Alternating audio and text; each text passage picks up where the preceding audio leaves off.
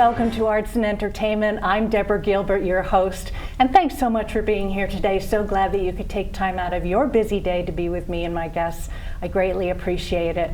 Well, we're going to highlight a wonderful gem that's located in Old Saybrook, Connecticut. It's called the Kate, and I have the pleasure of having Brett Elliott, the Executive Director of the Kate, here with me, as well as Robin Andreoli, and she is the Director of Development and Community Relations, and I wanted to make sure that I got that down pat, so I have it written down. So I hope that I was not in trouble by saying all of those good things.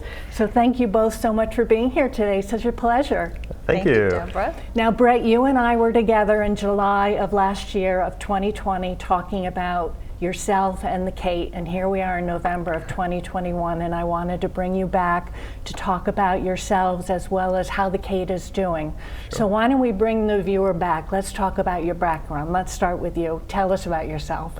Sure. So I'm the Executive Director at the Kate, so I book all of the shows and make all of the things happen, but I came to the Kate from graduate school in Chicago, DePaul University, and prior to that I was here in Connecticut at the Eugene O'Neill Theater Center. And I have a background in technical theater and stage management, so it kind of lends itself into making a smaller organization like the Kate work. And what brought you to the Kate? I know that you had mentioned that the executive director kind of lured you in. What happened with all? The previous executive. I came to yes. the Kate in a very unique way. While I was at the O'Neill Theater Center, I did lighting design for some of the high school shows for Lime Old Lyme High School. And their theater was being renovated, and they did a musical at the Kate just after it opened, Footloose, and I came with them. And I met the previous executive director and stayed in touch with him through grad school, and then came out as the interim director for a period of time, and then got hired as the executive director. And how long have you been with the Kate now? Almost 7 years. 7 years. Yeah. And how has it been for you to be the executive director of the Kate? Oh, it is great. There are days that are better than others, and it is a big job, and it is a wonderfully crazy place, but it's really, really fun. Good. And Robin, why don't we start with you? Why don't you introduce yourself and tell us about your background? Sure. So I have an arts background as well, mostly in the administrative side of the arts. And for a period of time, I was the executive director of Community Music School, which is in the Centerbrook Village of Essex.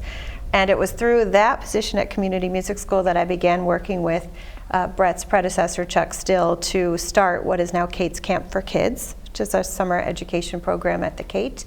And when Brett took over as ED, he and I worked together on the camp.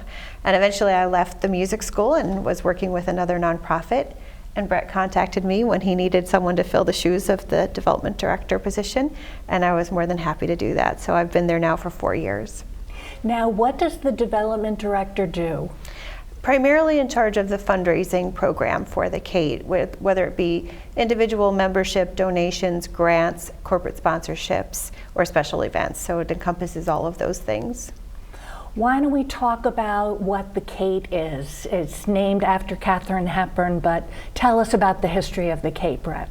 Sure. So the Kate opened in 2009. It was a theater originally back in 1911 when that building opened, but it was many things through the turn of the century, I guess.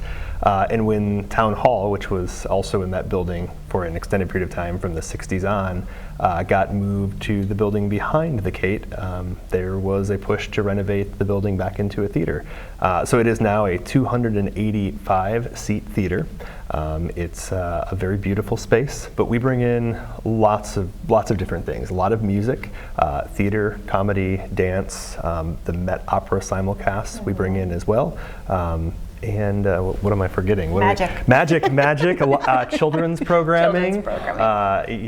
Children's programming is still a little bit coming back as we work through this vaccination process, but a lot of different things, and our audiences are different every night. You know, we don't put up a show and have that show there for the next 6 weeks. Every night is different, and so Friday night's audience is very different than Saturday night's audience, and then Sunday afternoon's audience. It keeps it very fresh, that is for sure.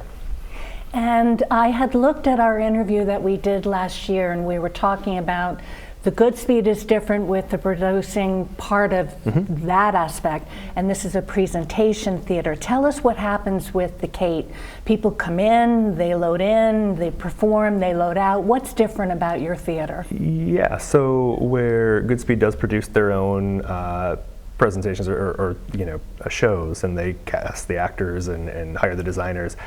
It's different at the Kate because we're contracting with artists on each night, the basis of each night. So we'll reach out to a band and they want to come to the Kate, and we go through the whole negotiation process, and then we bring them on a contract, and then we do it again for the next day and the next day, and they're all separate. How does someone, and of course there probably might be viewers right now that are watching that would like to propose themselves to the Kate to perform there. How does somebody get in touch with you to do that? Sure, they would email info@thekate.org, and that makes its way to me. And that's sort of for any customer service type things or potential bookings. One of the reasons that we wanted to get together was the gala. Yeah. So why don't we take a moment, show some pictures from the gala, and let's come back and talk about it.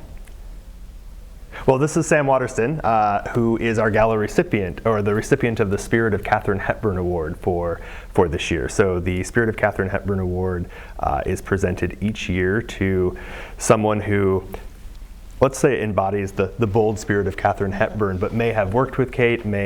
Kate may have been their greatest inspiration. It sort of is an eclectic mix of folks over the last 6 years. And Sam Waterston was in the Glass Menagerie with Kate. Also spends a lot of time here in Connecticut and has done some pretty amazing things in his own career. And we are thrilled to be honoring him this year. That's on the heels of honoring Cher last year, who stated that Katharine Hepburn was a huge inspiration to her, and she used to watch Katharine Hepburn movies with her mom, and it was one of her favorite things. So this is the 6th year, as I said, and we are excited to have Sam with us for the event on November 21st. There'll be cocktails and hors d'oeuvres starting the evening at 5:30. And then we'll have a presentation at 7, and in that presentation, Kat Edmondson will perform. We'll do a sit-down interview with Sam where he'll get a chance to talk about his time with Katharine Hepburn and his career. And there'll be also an auction and some other, and a paddle race so that we can support the Kate and keep doing the great work that we do. What have I forgotten, Robin? Well, one of the things to note is this will be Sam's second time to the Kate. Yeah. He actually was a special guest of the U.S. Postal Service when they unveiled the Katharine Hepburn stamp as part of the Hollywood Legends collection. So he was at the Kate for that event, and we are thrilled to have him back. And we hope to have a portion of this year's event streaming so that people who aren't able to attend can still see an interview with Sam at the very least in the performance by Kat Edmondson. Okay, let's take our next picture of Sam and Kate, I think is what we're coming up with next. Yes, why don't we talk about this picture? What are we seeing right now? Well, in 1973, there was a television movie production of the Glass Menagerie, and they starred in that together. And I believe they were both nominated for Emmys that year, although neither one of them won. And how about our third picture that we have that's coming up? Tell us what this is, Brett. Sure. So that is the Spirit of Katharine Hepburn Award, and it was sculpted by Kimberly Munson, who is an Old Lyme resident. And that picture, or the picture that is the basis for that sculpture, was taken at the Stratford Theater here in Connecticut. It was very interesting to take a photo and then have to turn it 3D and figure out what the back of it looked like and all those things. But she did a really wonderful job. And it is cast in bronze. It is reproduced each year. And it is a really significant piece. It is a gorgeous statuette of Kate. And so Sam will be receiving that on the night of the gala. And yeah, it's a really spectacular piece. And for anybody who wants to see it in person that maybe can't attend the gala, it is on display in the museum, or will be. So. As a matter of fact, that's a great idea that you mentioned the museum. Why don't you talk about that, Robin? How is it doing? What is it to begin with? Sure. Well, we are at the tail end of a huge renovation to our Katharine Hepburn Museum, enlarging the space, doubling it nearly, and putting in brand new exhibits. We were fortunate that in February 2020, we were given several boxes of documents, photos, memorabilia from Katharine Hepburn's grandniece, Schuyler Grant.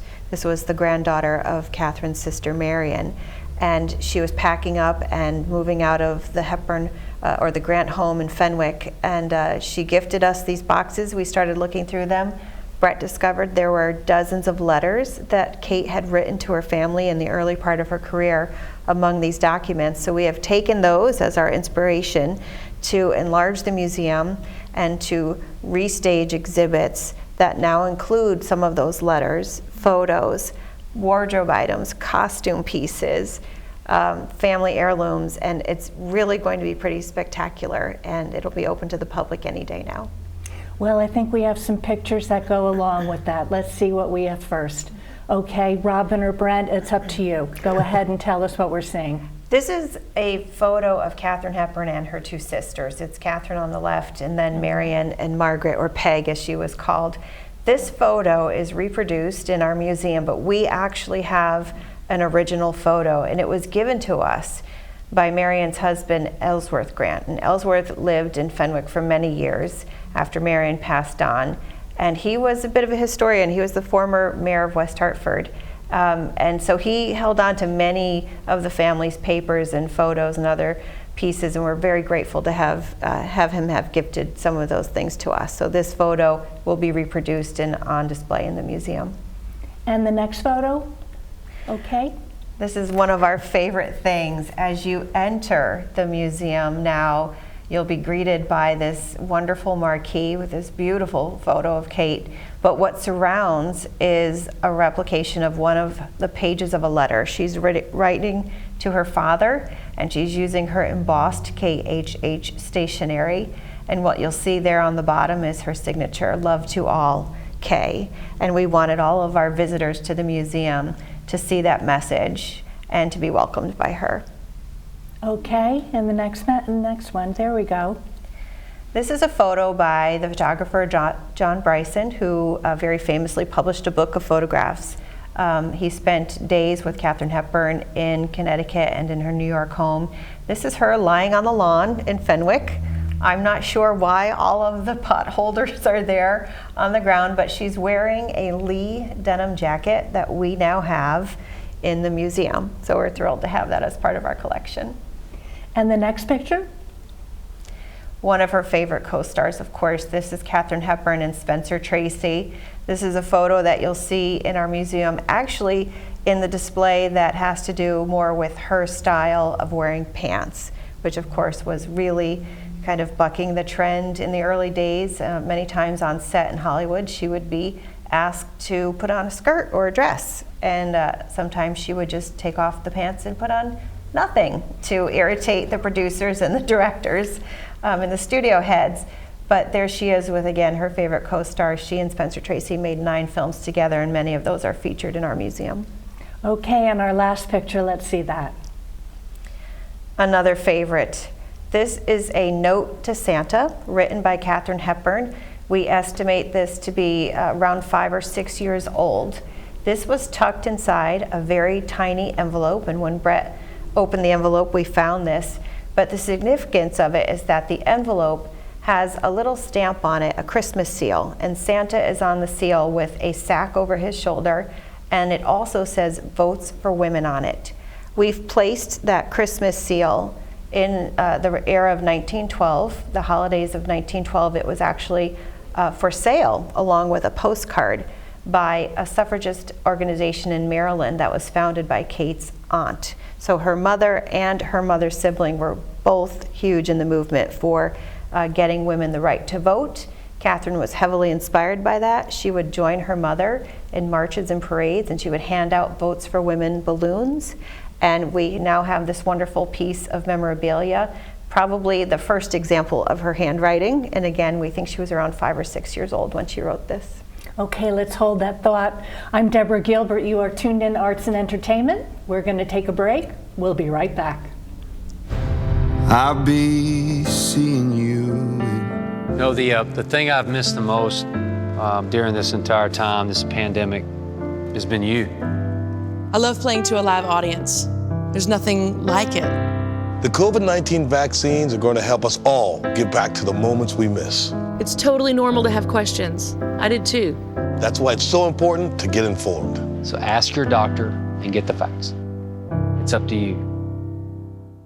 Community TV, your neighborhood TV. Publicly funded and a reliable partner for cable companies nationwide, it provides transparent coverage of local and state government, education, and public programming. A digital town green that can be watched anywhere, anytime, and on any device. Watch us on today's high-tech distribution methods. Community TV in Connecticut. Local, unfiltered, reliable, and yours. And welcome back to Arts and Entertainment. I am Deborah Gilbert, your host, and again, thanks so much for being here today. Well, we're highlighting the Kate, which is located in Old Saybrook, Connecticut, and I am hoping that you are enjoying the program as much as I am. And one of the things that this show highlights is arts, entertainment, and culture. And last year when we talked, COVID was a very big deal. This year in November of 2021, it's a different situation. How are things with the theater dealing with the pandemic? Sure. Well, the biggest difference is that we're open. A year ago, we were pretty much shuttered to patrons coming into the building. We were doing some virtual programming. We were doing our best to connect with our audiences in very new ways. But starting this past spring, late spring into the summer, we started to open up, first with limited capacity. We are back to full capacity now. Audience do wear masks for the show. We're doing what we can to keep everyone safe so that we can stay open. But it is so wonderful to have people coming back through the doors and to hear music again, because it was so quiet during the early pandemic. And we're, in terms of scheduling, back to just about normal. Shows 3, 4, 5, 6 shows a week. Many of the shows during the pandemic got rescheduled forward, and they're now taking place. But also we're adding in new shows, and we're already looking into booking things for next summer and fall. So things are shaping up like we're going to have a normal return. Well, that's exactly what I love to talk about, is the calendar. How does the rest of 2021 look like, let alone 2022? How are things going to happen that way? Yeah, sure. So the rest of 2021 is quite busy, and everything is on our website at thekate.org, where you can see everything that's upcoming. A lot of great shows coming up, several holiday shows. Judy Collins joins us. We have a great Irish group coming in, Lunessa. We have a Carpenters tribute. There's lots of things coming in, but many other artists as well. Jim Messina's there in a few weeks, and the Beehive Queen, Christine Ullman, will be there the Saturday after Thanksgiving. Lots of great programming. Also programming between Christmas and New Year's. If you're home or off work during that period, think about coming over to the Kate and spending a night there, or spending an evening there to see some great shows. Lots of stuff coming up. And then in 2022, January, February, March, April, many shows are already listed and on sale and available. Lots of great things being added all the time. We always tell folks to make sure they get our email communication, because that's the best way to know what's being added to our calendar. And for the viewer that is interested in coming via laptop or computer, what will they see when they come to the website? Well, the website offers links for some of our virtual programming that is currently available. We do have still a virtual exhibit that's online. You can link to it from the museum page. With our gala, as we mentioned, we hope to have a streaming component. So the evening of the gala, folks will be able to link from our website to watch that right from their tablet or device or phone. And then, from time to time, our YouTube channel does get updated with other types of virtual programming. We had 2 virtual lectures about Katharine Hepburn, in fact, during the shutdown, and so those are still available. And we do link still to our Kate TV show, which is a Connecticut public production. So some of our past series are still available for viewing. Let's talk about young people, children. Tell us about the education program that's there. Sure. Well, Kate's Camp for Kids is our signature program, and we are thrilled to say that even in spite of a second year of a summer of pandemic, we had 6 fantastic weeks and nearly 200 children join us for camp. Miss Martha is our camp director, Martha Hurley, and she does a wonderful job, she and her team, each week with a theme, and it's a great mix of visual art but also performance art, and it's a really wonderful time for those kids. We have so many kids that come into the week timid, and then by Friday they can't wait to sign up again, or they can't wait for next summer, and it's really exciting to have those young ones in the building, particularly last year when we weren't open to live shows, but again this year as things started to open again. One of the things I also want to talk about is the relationship between the Kate and the town of Old Saybrook. How is that going? What is it like? How has that relationship developed? Yes. Either of you. Sure. Well, I mean, our relationship with the town is great. So the Kate is a town building, which is important to know, and it is a gorgeous space in front of Town Hall. But our relationship with the town goes much beyond Town Hall. It's our impact on the community. And every night when the Kate has a show, there are people coming to town, eating in our restaurants, and possibly staying over in Old Saybrook for the night or shopping. It is a pretty significant economic driver in Old Saybrook, and we're really proud of that. The year before the pandemic, we had about 45,000 patrons come to the Kate, and only about 10% of those were from Old Saybrook. So that means they came from somewhere else, and they spent time here, or spent time in Old Saybrook. The family, how does the family feel about being associated with the theater? I know that things had changed. Catherine had passed. Things had changed to be able to start the theater.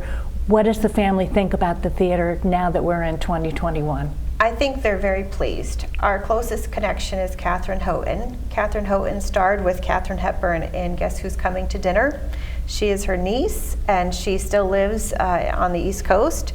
We saw her in April of 2021. She visited the Kate, and she actually gifted us some wonderful photos that had never been published before by one of Katharine Hepburn's favorite photographers, and one of them is featured on the entry wall at the museum.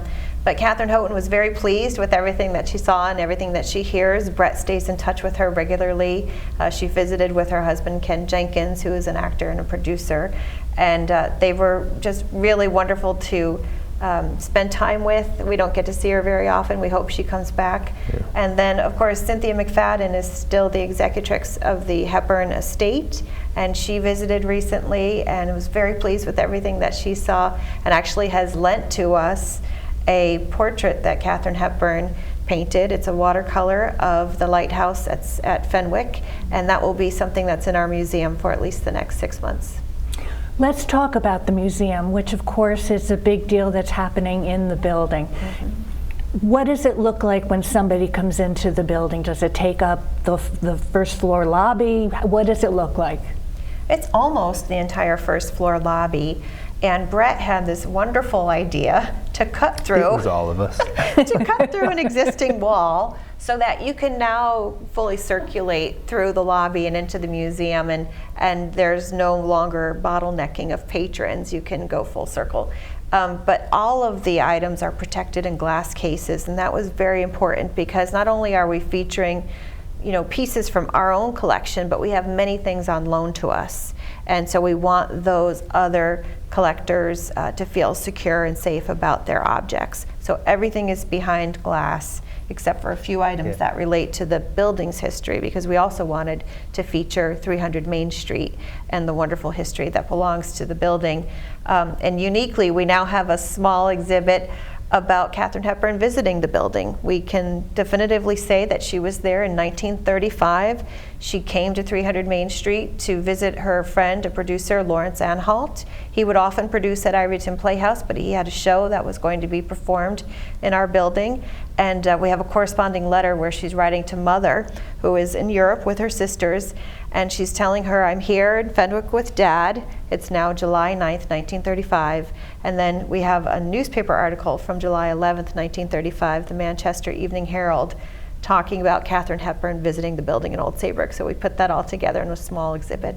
Do you think that she'd be happy with the theater now that we're into it so many years? Yeah, we think so. We like to think so. I think she might have thought when she was alive that she would never want a theater named after her, but I think we might have reconvinced her on that if she was able to say. I agree, and it feels good when we talk to Cynthia McFadden or Katherine Houghton and they reassure us that we're on the right track. And also, when you and I had interviewed last time, there are some Kate films that are shown. Do you have Katharine Hepburn moments of showing films in the theater? Yeah, so in December, actually, we are showing her final film. It was a made-for-television film. That's correct. Yes, made-for-television movie. One Christmas. Henry Winkler was also in it. And uniquely to showing that, her costume from that film is downstairs on display in the museum, which is fun. So not only will we show the film, but you know, there's a little bit of a piece of history down in the museum as well. That is part of the Kate Classic series, and we try to show her films usually 10 to 12 times a year. So hopefully one a month will continue on. Mm-hmm. Well, we have just about run out of time. Any closing thoughts for the viewers? Yeah, I think the closing thought is come see us. Come see the museum, come see a show. We're so glad to be back open and having people come through the doors, and yeah, we're really thrilled. Well, thank you both so very much for being here. I really appreciate it. And it's a great update for the viewer who's very interested in the theater to know that you're back open and going strong. Yep. So thank you so much. I'm Deborah Gilbert. You have been tuned into Arts and Entertainment. We've been highlighting the Kate, based in Old Saybrook, Connecticut. Hope you have a super day today. Thanks for tuning in. I'll see you next time.